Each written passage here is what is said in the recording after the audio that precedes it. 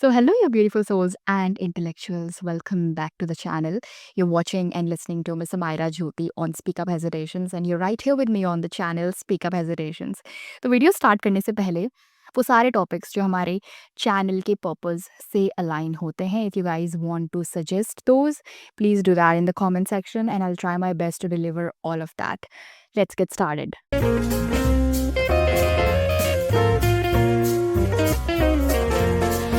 So we all know right, जितने भी intelligent या समझदार लोग होते हैं वो इस बारे में ज़रूर बात करेंगे कि हमें अपने प्रेजेंट में ज़्यादा रहना चाहिए.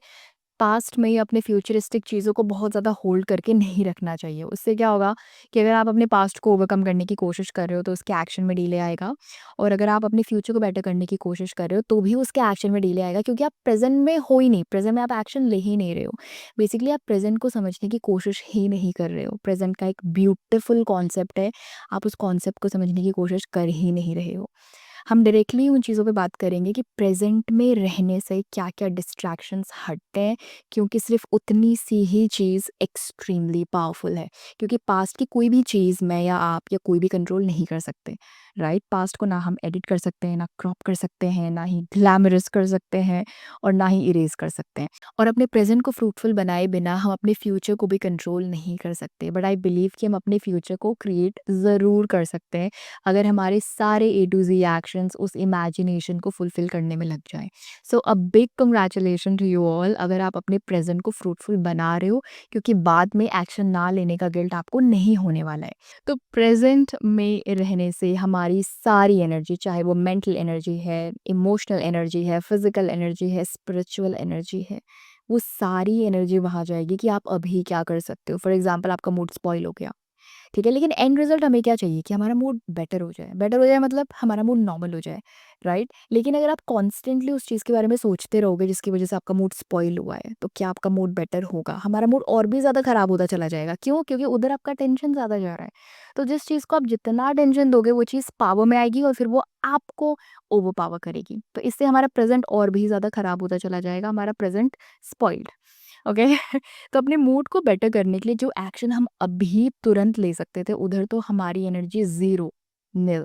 तो जहाँ हमारा टेंशन नहीं गया, जहाँ हमारी एनर्जी नहीं गई, वो चीज़ प्रोग्रेस नहीं कर सकती, वो चीज़ बिल्ड नहीं हो सकती, वो चीज़ क्रिएट नहीं हो सकती, वो चीज़ बेटर नहीं हो सकती. लेकिन जैसे ही हम इस चीज़ से अवेयर होते हैं कि हमारी सारी एनर्जी, हमारा सारा टेंशन प्रेजेंट में आना चाहिए, हम अपनी ओवर थिंकिंग को कंट्रोल कर सकते हैं. बेसिकली हम अपनी ओवर थिंकिंग को बैलेंस कर सकते हैं, ब्रेक कर सकते हैं ना. Over thinking is a very powerful energy, वो आपको अपनी ओर ज़रूर खींचेगी और बहुत ज़बरदस्त खींचेगी. लेकिन क्योंकि अब आपको प्रेजेंट की इंपॉर्टेंस पता है, आप अवेयर हो, आप खुद को बार बार उस ओवर थिंकिंग के लूप में या ट्रैप में फंसने से बचा लोगे. प्रेजेंट में आने का मतलब ये नहीं है कि आपने अपने पास्ट से क्या सीखा वो उसके बारे में ना सोचो, उसके बारे में ग्रेटफुल ना फील करो. प्रेजेंट में रहने का मतलब ये नहीं है कि आप अपने फ्यूचरिस्टिक गोल्स ना बनाओ, फ्यूचर के बारे में ना सोचो. सभी अपने फ्यूचर को सिक्योर करने के बारे में तो सोचते ही हैं, लेकिन सब डर से सोचते हैं, फ़ियरफुल होके सोचते हैं. और अगर फ्यूचर के बारे में सोच के आपको फ़ियर क्रिएट हो रहा है, तो इट मीन्स आप फ्यूचर में हो फिर, ठीक है? आप प्रेज़ेंट में नहीं हो, क्योंकि प्रेज़ेंट मोमेंट में कोई फ़ियर है ही नहीं. अभी आप जंगल में हो, आप जंगल में नहीं हो.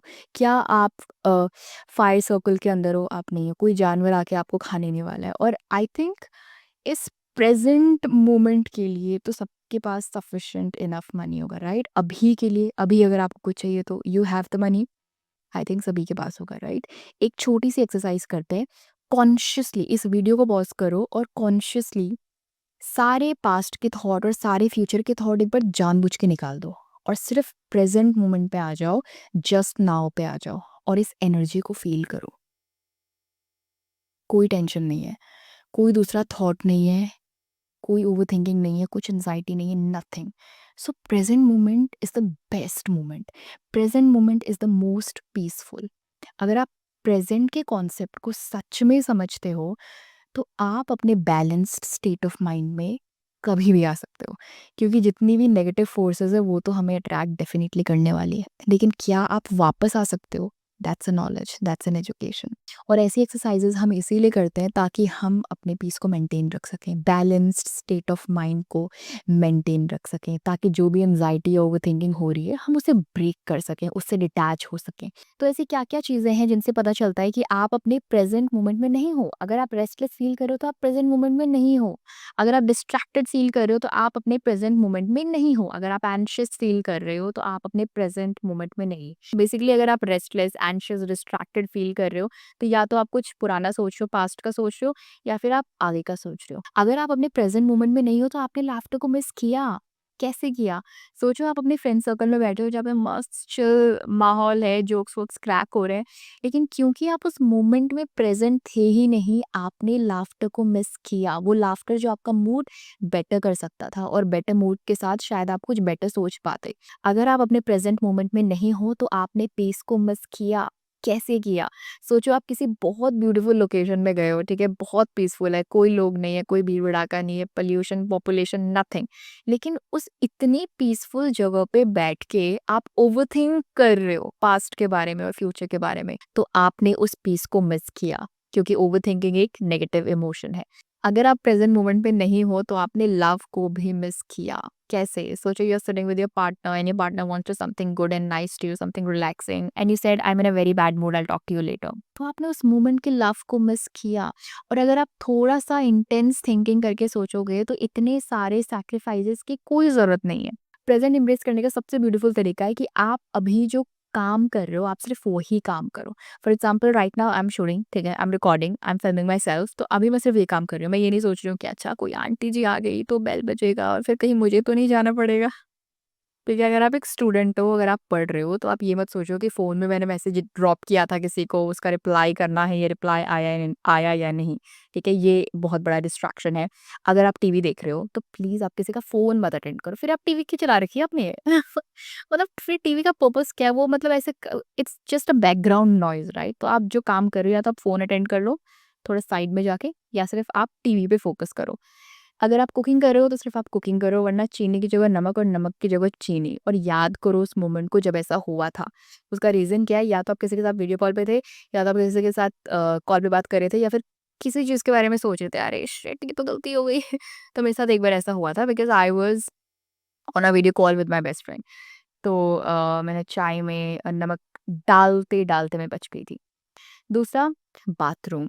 ठीक है, कितने लोग हैं जो बाथरूम में प्रेज़ेंट नहीं रहते? कितने लोग हैं जो बाथरूम में फिसल जाते हैं? क्यों फिसल जाते हो आप बाथरूम में? बाथरूम में तो सबसे ज़्यादा प्रेज़ेंट होना चाहिए।